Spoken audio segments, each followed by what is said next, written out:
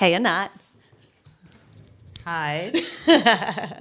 I'm so excited that we're finally doing this, by the way. I still can't believe that we are, because we said we would do this like a lot. And it's been phone calls. Every phone call is like, this could have been a podcast. And then, so. Literally for the last, okay, should we start with how we became best friends? Yes. All right, so let's take it back. So essentially this whole episode, and we're only going to do this once a year, I think, after the ISRAMAN, is, I think it's more a story of our friendship, not just ISRAMAN. Yes. Okay. Yes. So do you want to tell us how we met? Tell the world how we met. Okay. Way back in 2025. Finish line ISRAMAN. I finished. I didn't know that many people because I had just moved to Israel. And my friend from my team, Noah Kafri, My friend for 12 years. your friend for 12 years, basically said, oh, like, you should meet this other English speaker. And I said, okay. And then she introduced me to Sid. And the conversation went something like, oh, where are you from? Ramat HaSharon. Where are you from? Ramat HaSharon. And I'm like, oh. I was like, do you have kids? And she was like, I have a dog. And then I said, I had a dog. And then that was it. And we both have pink zoot suits. And we both have pink zoot suits. That's true. Shout out Zoot. That's right. And basically, this is our 1 year friendiversary YouTube special edition. Okay. Yes, it is. It is. All right. So why do we have this here? Because last year and this year, we both were first age group at ISRAMAN.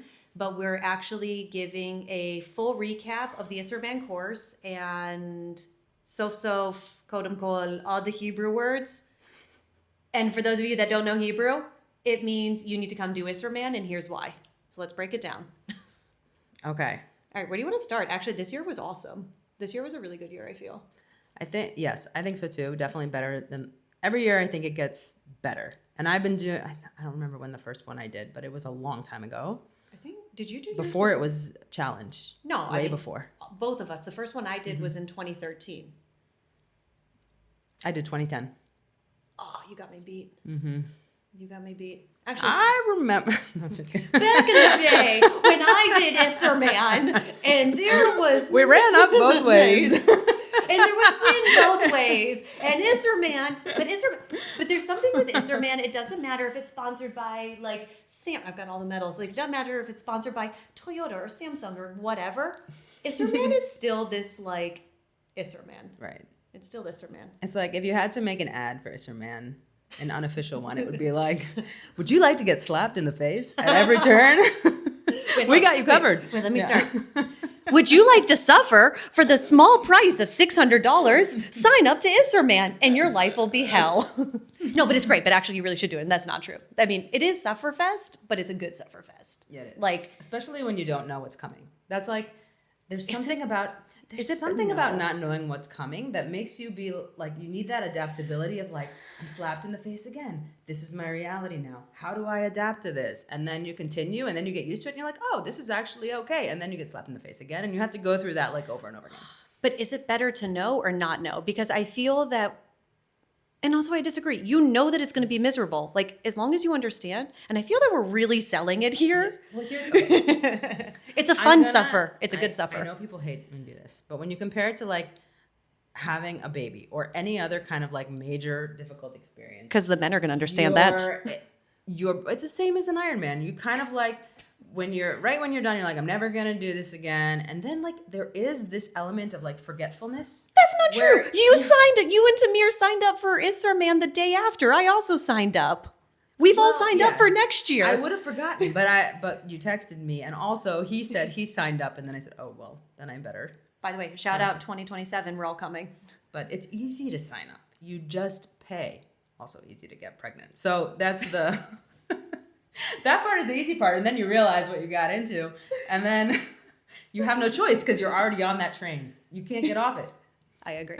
Okay, wait. Should we first explain to those people that don't know what ISRAMAN is? What is ISRAMAN? This like legendary ISRAMAN event? Yes, explain. Okay. ISRAMAN is a half Ironman or a full Ironman, which a 1.9 kilometer swim, 90K bike, 21K run. Same, just different branding, by challenge and everything else. I feel a little ridiculous having this here now. Or the full. The difference is that people compare it to like Norseman, Swissman, these ones that it's just one of those insanely challenging races. It's not a regular Ironman, half Ironman distance where it's flat and fun and enjoyable. It's let me battle the elements. Let me be alone out in the desert with no one cheering me on. And then let's run on a boardwalk where we're yelling at people to get out of our way. And you go from cold and wind to hot and sun and dry and all the things. So that's ISRAMAN. Would you like to add to that? I would compare it to St. George, Utah. Interesting. Because I did the St. George Marathon, and they bus you up to the top of the mountain, and then you run down. Mm-hmm. And first of all, the views are very similar. Okay. And they did the half championship there too. I feel like that is the most similar, probably. Interesting. Okay. And so, and I haven't done that one, but I think it's also interesting to note that it's two different transition areas. Mm-hmm. That unlike other races, you have T1 on the bottom of the mountain and T2 is at the top. So let's talk about the race. So you want to talk about the race or you want to talk about the atmosphere? Let's start with the atmosphere. Yeah. So it's always fun. I mean, especially when you know people, because it's kind of like this is what I missed when I raced in the U.S. Like when you race in the U.S. or international, you're like this anonymous, person doing the race. You don't really know that many people unless you come with your club or whatever. But here it's like it doesn't even matter what group you're in. You're just gonna walk around, and people are gonna say hi. And how are you? How's it going? How's your training? Like you just recognize people all the time. It's this constant like recognition of people, and it could be from 5 years ago or 10 years ago or a year ago, or it doesn't. And so that's really fun. Except I see you every day. That's okay. And then I felt like the organization and the vibe, like everyone goes for their pre-race swim, and everything's pink because I love that color, all of the carpets. And so I just think it's like that's what's fun for me, but also like, and this is a big comparison to St. George, the hotels in St. George, at least when I went there for the marathon, were not good at all. I couldn't find anything normal there, and in a lot there's such a selection. Really, there's a lot of options. Let's talk about the hotels. You've done how many halves have you done? You've done more than 10. I've done about whatever. We've done a bunch around the world. I don't think I've been to another race where there are 10 plus hotels actually on the start line, walking within a 10-minute walking distance to the start line, all right there, all organized. I mean, I could see my bike, you could see the swim, which was amazing from your hotel room. And so the fact is that you come to this race, you can actually fly into the airport that's only 20 minutes from the hotels, which is awesome, or drive. You can go to Tel Aviv and then you drive in, rent a car. And the hotels are there, and it kind of, so the thing that you weren't saying that I would describe it as, it sort of feels like adult summer camp. So I think like Eilat is a place where they have a lot of different like conferences and things. And so I like to think of Eilat as like tofu, right? If there's nothing going on there, then it's tofu. It's Eilat. But if something is happening there, it feels like everybody is that thing. So if you come for the ISRAMAN, it feels like, wow, everyone's an athlete here in Eilat. And if there's like a medical conference, then it feels like everyone's a doctor in Eilat. It just like absorbs the flavor of whatever like conference happens to be going on there. So it feels like athlete city. 100%. Yes. And also you said, it's about seeing people that you know and da-da-da-da-da. But for someone who doesn't know people, I think what makes the Israeli culture so awesome is you can talk to anybody. Everyone will become your friend. And it's totally this good vibe. Hold on, I'm going to plug the light back in. Wait, we're not going to edit that out. Wait, hold on. And we're still recording, which is good. Why did that turn off? Oh gosh, no, we lost the light. Oh no. Okay. Oh well. We lost the light. That's okay. Oh well. So I really feel that you can make friends. I mean, literally anyone will be your friend. Everyone will be your friend. Everyone's super friendly. And I think that's one of the benefits also about coming here is it's super welcoming and inviting. And yeah, do you want to come to the expo or let's ask questions or let's go do the warm-up swim or yeah, you want to go to the top, no problem. So I think there's this element, unlike other races, where especially people who have done it before want to share what they know. Especially Israelis. Yes. Someone will talk to you. If they hear you speaking English, you'll. And they'll give someone you will their talk. opinion. Even my daughter, right? So the day after the ISRAMAN, there's a swim called the Red Sea Cup, and my daughter was doing 1.5 kilometers. And she came to me to explain like where she needed to swim around the buoys. And just some random guy, like, I'm her mom, I'm talking to her. I know English, I know Hebrew, I'm talking to her, but she's like hysterical asking me. And then this guy who was a coach of another team just started explaining to her in English, saying exactly the same thing that her own mom said, of course, but she didn't listen to me, but she listened to him. But like immediately there was like someone willing to explain to her. Yeah. And I think that's actually a really good point about what you're saying, that ISRAMAN isn't only this half Ironman or full Ironman race. The fact that they have a lot of other events that you can participate. So if you come with your family and, oh, you have somebody who also is a swimmer and wants to go do it, you can go do the Red Sea Swim Cup on Saturday. And by the way, if you have a family member that's coming and they want to do the half marathon or marathon, in the middle of the ISRAMAN race, they also run a half marathon, which is super cool. And they have the relay. So if you want to come, do the relay, so they really All the make it. options. Yeah, I think it's really, I don't want to say inclusive because I dislike that word, but wokeness, but it's athlete inclusive and family athletic inclusive, where you don't have to just come do the half ISRAMAN or full ISRAMAN. You can bring, my mom who also is a swimmer and she wants to do that, or so on and so forth, or your husband or wife or whoever. So I think that's really cool. Let's start with the swim. Oh my gosh. Okay. So because we start, all right, let's talk about the swim. So ISRAMAN is notorious for having the most perfect glass, crystal clear, amazing swim with the like beautiful purple color in the sky rising over the mountains of Jordan, and you see this like stunning flat sea, and you said it. Well, like also you have to say, like people go to Eilat to scuba dive. Oh, It's one of the top 5 diving places in the world. I mean, yes, it's one of the most beautiful, fantastic places. And you've been doing it since 2010. I've been doing it since 2013. Never in my life have I ever seen the Red Sea like that for the ISRAMAN swim. I couldn't believe it. Yeah. There were waves. There were waves. But it was not like, okay, it was wavy, but I felt like once you got out, first of all, it was a little bit on the faster side. Wait, let's talk about the swim, how it is. It's a straight out, left, and then straight in. Straight out, left, straight in. Yeah, a triangle, standard triangle. With good buoys, nice buoys. With good buoys. I mean, let me rephrase. Unlike Ironmans abroad, there were 4 buoys. Yeah, there was a mid. There were 4. There was 1, 2, 3, 4. Yeah. So we have 4 buoys. Let's just put it out there. Yes. And there were plenty of like kayaks and stuff. Yeah, boats and safety and everything. That was fine. Yeah. No, the swim I felt like once we got out, it was fine. Like once you pass those initial waves, I was worried I was gonna get nauseous, but I actually didn't. Yeah. And then once I kind of like latched onto somebody's feet, then I just thought about that. I didn't even navigate. I just followed the guy's feet and focused on that. We talked about like how we have such different swim strategies, because mine is to just get away from people. I need to find someone.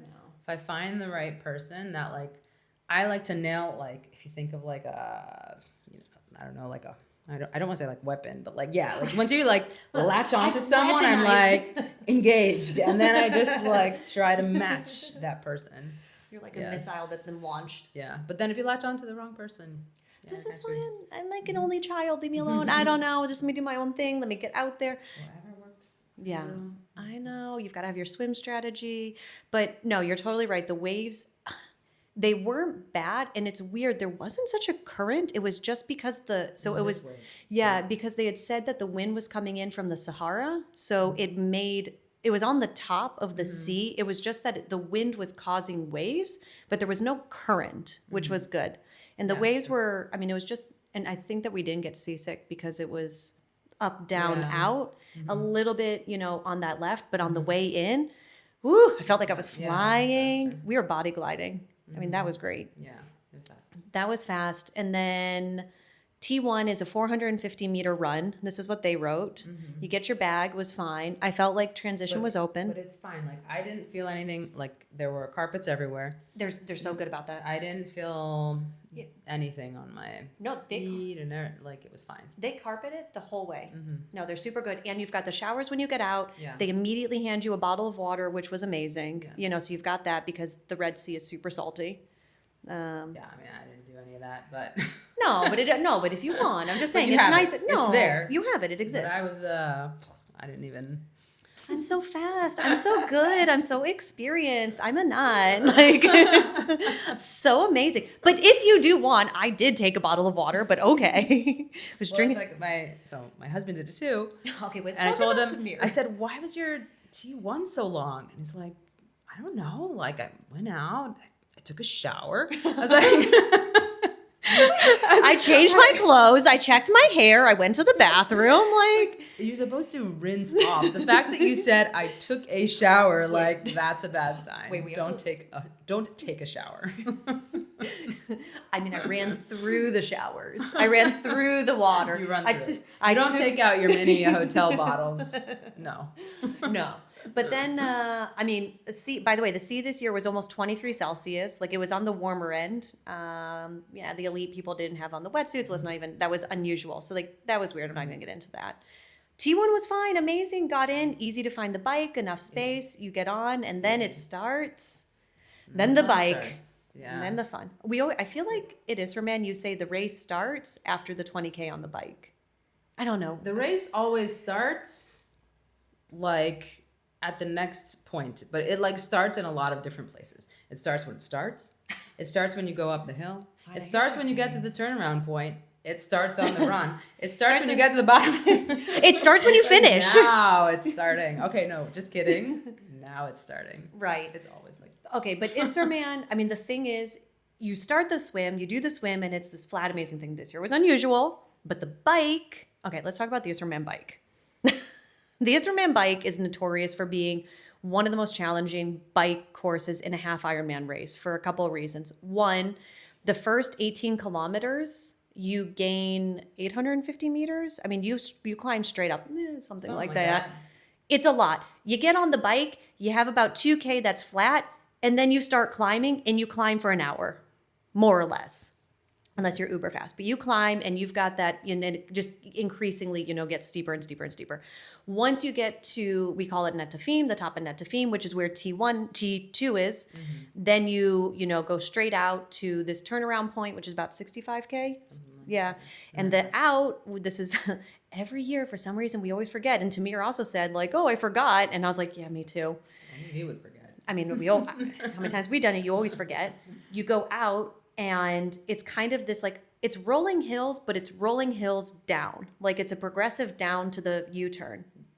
Yeah, Yes. but it's also mini climbs. Like, I've done rolling hills courses where you literally, like in Texas, you go down, and then like the inertia from going down literally brings you up almost halfway or 3/4 way up the next little hill. So then you have like a few little pedal strokes, and then you're down it. Like, that's rolling hills. Same like Lake Placid. Yeah, all of your energy going downhill is used to break yourself, to make sure, just in case, because there are very strong crosswinds. Yes. Yeah, I wanted to say it's crosswinds. You're fighting crosswinds, you're fighting headwinds, and you're fighting hills.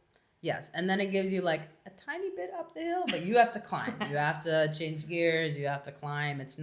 You're not getting that like momentum that you would have in a true rolling hills. A little bit. A little bit. Yeah, like here and there. You have like the first section of each one, and then you've got they're mini climbs, on a progressive down to the Yes. U-turn. They look bad. When you see it, you see what's coming. Yeah. It looks a lot of times like it's going straight up. It's not as bad as it looks. I like but it's, Mirage Hill. There's this one that I call Mirage Hill. You get to it and you literally think that it's this wall, and that's like actually the easiest climb of all of it, because you see it and you're like, oh gosh, and then you get to it and you're like, not so bad. It looks bad. It looks really bad. But I call it the Big Dipper, like just after Netafim on the top there. That one's brutal both ways. It's like literally like I climbed uphill both ways to get to school. This is I climbed uphill both ways to get to T2. Yeah. But so then the problem is also big complaint this year, and I also want to write Schwung about it. You and I both have small bikes. I don't know if you had a problem. Put on The bottles this year. bottles. So I have a small, I'm 163, 5'4", whatever height. So I have a 47. My bike frame is the TT is a 47, and they didn't have bottles that were small enough. And I had an issue with my profile design that I had to basically seal it. So I filled it and sealed it. But I was able to get a water bottle, but I wanted to get the electrolytes. That's actually my only complaint from ISRAMAN this year, was that I would have liked electrolyte bottles that were going to fit my frame. Yeah, I don't know what it's like in a standard, if it's 500 milliliters or 750 is the standard. No, but when I did Athens in Kentucky, they had 550s. I mean, they had 550s that fit all the frames, and this year they didn't But have. I think specifically for the ISRAMAN, 750 is better because the aid stations are quite a bit apart. Yeah. Like, you don't want to miss an aid station if you need it. You cannot miss an aid station. So maybe like for next time, you can, if it's on the website, if you know the size of the bottle, you could get one of the back. the rear hydration and plan for it, because you know, like, for next time. Still, I would have liked that a bottle that fits, and also my profile design. But that was my own thing. Still, that's my only complaint. Also, the location of the one aid station, I think, was poorly planned on the bottom of the hill. Yeah. I think that a lot. Complain about that. But yeah, so anyway, so you go out, you get out to so you climb, and then you've got this like progression. You're flying out, and this year especially because of the direction of the wind, when we saw the people coming back, especially the pros, you kind of saw them as if they were going in slow motion.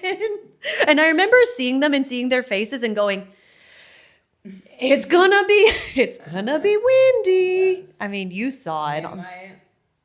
That we had like a pre-race talk, and we all knew that like this wasn't a surprise for the people who knew, but it was basically like on the way there, you're hearing like quiet, like peaceful, like, this is so nice. And then you like take the U-turn, and literally you're just like, like this like deafening like noise, like, oh my gosh. And then all of a sudden you're like when you're biking in a dream and going nowhere, you know that that feeling. But it's awesome. But you actually it felt as if we were cycling into a wall. You were it was as if somebody was pushing against you, that you were going against the wind. But here's the thing with ISRAMAN, and everyone talks about it. You talk to everyone, they're like, oh, if there wasn't wind, I would have been. There is wind every year at this race. The question is not if there will be wind. The question is from what direction, how much, and for how long. Because some years you have on the way out to the U-turn, some ways you have on the way back, sometimes you have here. And also, I've done it in years when I did the full, it switched. Because, so here's the thing, the ride, which is really cool, and we talked about the swim, the ride is in the desert. And so from a mental perspective, there's no one cheering you on. There's no one out there. You are really alone. And not only that, it's the desert along the Egyptian border, which is amazing. But it's just this open plain of desert, and it's dry and it's cold. It sounds like fun, right? Actually, this year the weather was amazing. Cold this time. No, this year the weather was great. But you have to, when you pack, you take Everything. You take your toe warmers, and you take your gloves, jacket, and your gloves, like, because you just don't. You don't know. I mean, but they do have everything in the expo, so that like. No, but it's more about you kind of don't know what ISRAMAN is going to give you until you're at the top of Netafim. So there is this element. You know, but you don't know. Right. So, but generally you have to it's. decide before, though. Right. So after you fight the wind and the hills and everything. Then you see T2. That's like a mirage, too. It's like, it's coming, but it's like. But it's so fun because you have this like long downhill. So you come flying it. It's very dramatic and cool because you come like flying into it unless you're doing the full. When you do the full, it's so heartbreaking. It's hard psychologically. Yeah. So, I mean, it's cool that they run the half and the full at the same time. But when you're doing the half and you know you're getting off, but you see the people that have to do the U-turn and go back out and do it again. I mean, good on them. Yeah. Really good on them. Anyways, so then you get into T1, T2. This year, they were amazing. Yeah. My T2 time was 1:20. Yeah, mine was 1:30. And that was because I did something stupid. But other than that, yeah, I put my gels in my shoes, which that was silly. Don't do that. Yeah. No, you shouldn't. Plastic bag, hat, you go. Now, I mean, yeah, they were calling our numbers out. They take your bike because you don't have to rack it. So they immediately take the bike, which is amazing. The kids, they call out your number and they bring you the bag. And they even say you don't have to put your stuff in the bag. All the volunteers just put your stuff in the bag for you, which is super nice.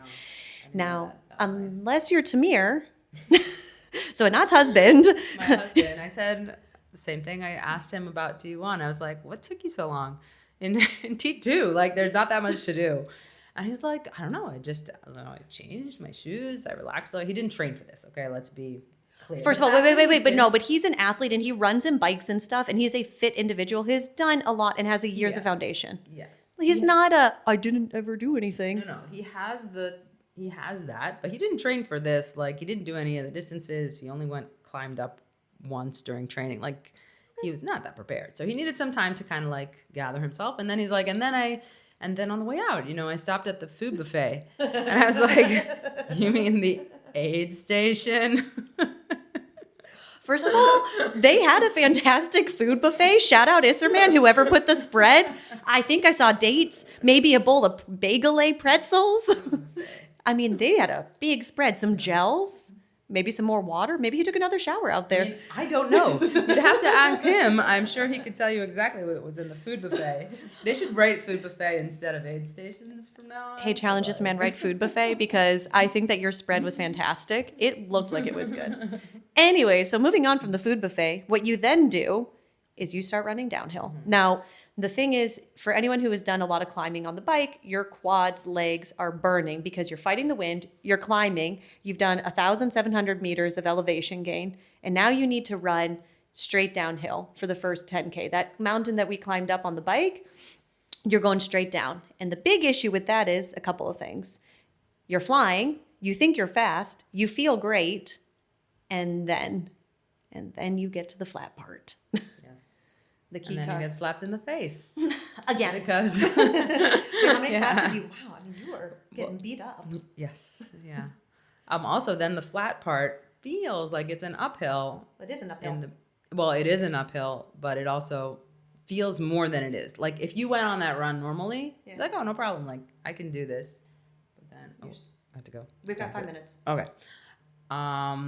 You feel like you have to go, like you're going, like, really steep uphill, but it's not. And it's not ending. It's not like up and down. It's like you go up, U-turn, and like you're like, when is the U-turn? Because it just doesn't end. You just keep going up. So another slap in the face, but the thing is with the run, it's amazing because you do the downhill, which is super cool. You get this great view, and we're gonna wrap it up real quick here. Mm-hmm. You wanna grab your phone if you want, because it's vibrating. So the thing and this is real live. Like, you see, this is live. And okay, we're going in 2 seconds. So we're going to wrap this up in about a minute. So basically you run downhill, you get to the flat, it's a bit uphill, and you do the U-turn, you've got the big cheering, you're on the boardwalk, and then when you finish, I mean, they had an amazing finish line, they had good energy. The only thing with the bottom is it can be windy also, and it can be hot. I mean, so that's a bit tough when you go between the two elements. Yeah, but I didn't feel that hot this year. I don't know. I felt fine. I felt fine also. Some people were. No, but some people, if you're not used to the heat. Yeah, that's true. It's more about being used to the heat. All right, so we're doing this again next year. I already read. By the way, we can do another one on triathlon if you want, or whatever we end up doing next. Or half marathon Tel Aviv. Or not here. Jerusalem. Jerusalem. Yeah, no. We're gonna do. All right, so we're gonna do TBD. Wah wah. But maybe we'll do it on Try Rishon. Maybe. Oh, fun. Anyways, so definitely, no, we'll do this again next year. But if you're thinking about doing Challenge ISRAMAN, super encourage you to do it. It's an awesome race in the middle of the winter that most people don't normally do. Essentially, what we're saying is, if you like tries and you want to be challenged, I mean, it's in the name, challenge. If you want a challenge and you want something different and you want good vibes, and I say come do it. I already registered. I registered. Let's do it. Yeah. Yalla, bye. All right, Yalla. You have to go now.